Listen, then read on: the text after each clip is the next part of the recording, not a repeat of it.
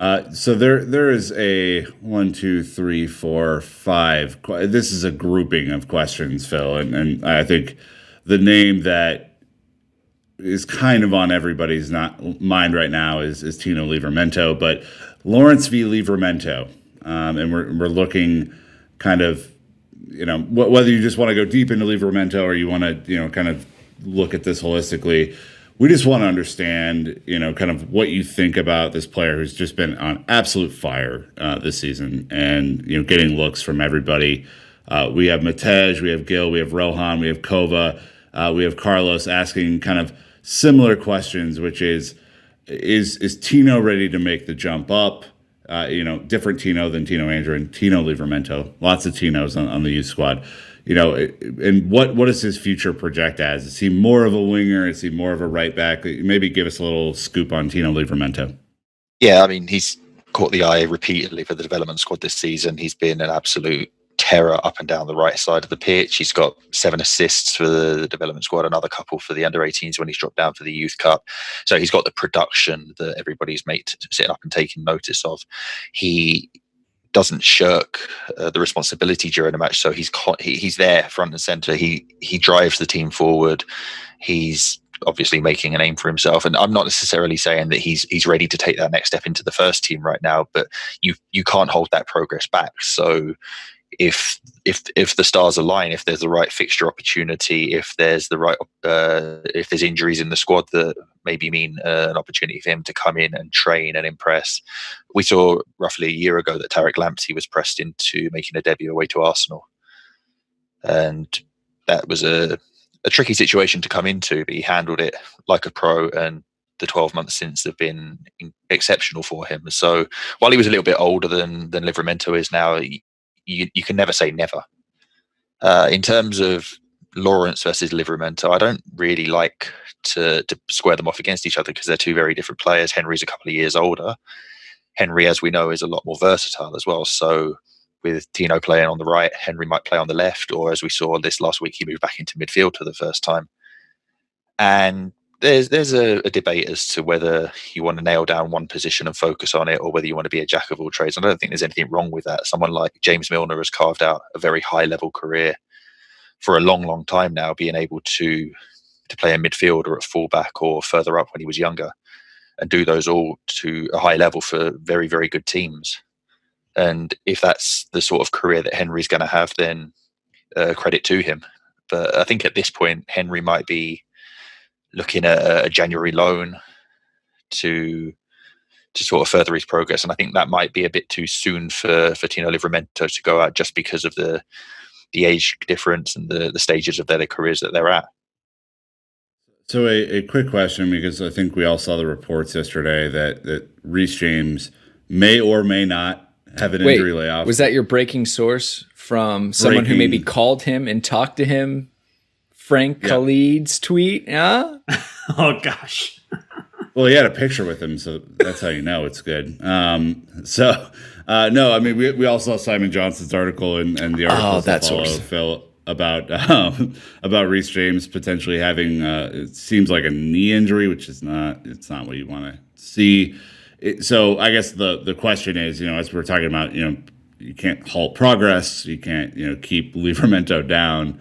You don't put Livramento in a corner. All these fun sayings that we could have here. Is this a potential thing that Lampard could look at as just some emergency backup for Azpilicueta should Reece James see the operating table, something like that, in a worst case scenario? Yeah, potentially. Like we said with Lamptey, the opportunity's there if you're in the squad, if you're training and you're impressing. And we know with Lampard and with Morris and Edwards and the whole first team staff, the door is open to the academy, especially now with roughly a 3 to 4 week break in fixtures for the development squad and the academy. They can come into the first team bubble perhaps and not have to compromise their work on the other side because they're on Christmas break. So you can perhaps get them involved, and whether it's Livramento or whether it's Lawrence, because Lawrence, remember, is registered in the Champions League squad. Livramento isn't, so whether that's a marker of who's considered to be closer to the picture or not. Henry's been training with the group more often, If you have Henry in the squad, especially with the expanded nine-man benches now, you've got a player you can plug in any position if there's a need during a match. With Livramento, he has played on the left, and you could probably use him anywhere, but not to the same comfort level as someone like Henry Lawrence. So, yes, Livramento could back up Azpilicueta if Reece is sidelined for some time. I suspect that they would prefer to look at Rudiger at right back or Tomori at right back, just because of the seniority, the experience they have of playing higher levels, and the uncertainty that sort of absence brings if James is out for a while. But all Livramento can do is to keep doing what he's doing and to keep impressing. And if you get the opportunity, take it. That's what it's about.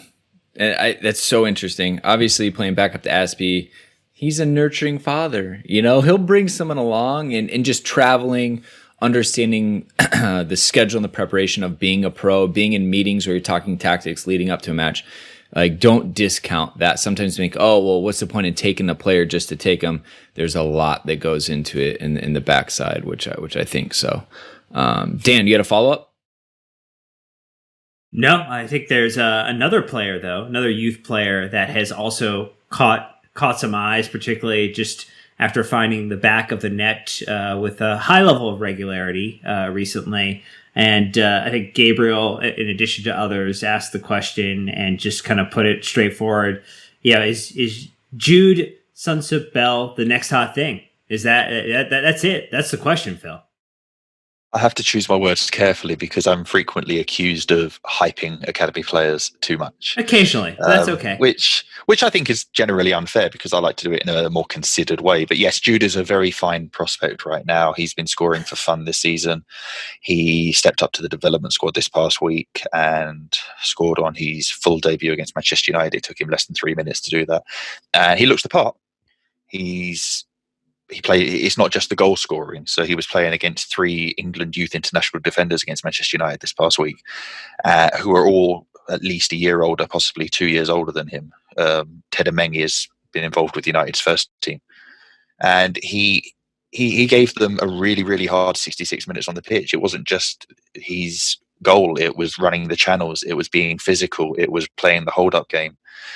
We mentioned it on the last podcast that he's as well-rounded a centre-forward as Chelsea have had as a 16-year-old since Dominic Solanke and Tammy Abraham. So we can be excited about his progress his first half of the season. He scored 4 goals twice. He did it against Leicester in the league. He scored 4 more against Barnsley in the Youth Cup. Those aren't the highest level of competition he'll play against, but all you can do is to tick the boxes, see off the challenges, and move up the levels. We've got questions as to whether he might play against Morecambe in the FA Cup. Sorry, if you believe in serendipity, that's his 17th birthday. So, there's an opportunity there. But at the same time, he's only played twice for the development squad so far. So you already have 3 centre forwards in the senior squad that you want to keep happy in Giroud, Abraham, and Timo Werner. Yes, you might want Jude involved in the matchday squad. It would be lovely to see, and I'm sure he'd take that opportunity with both hands. I just wouldn't get too far ahead of yourselves and expecting that to happen this soon.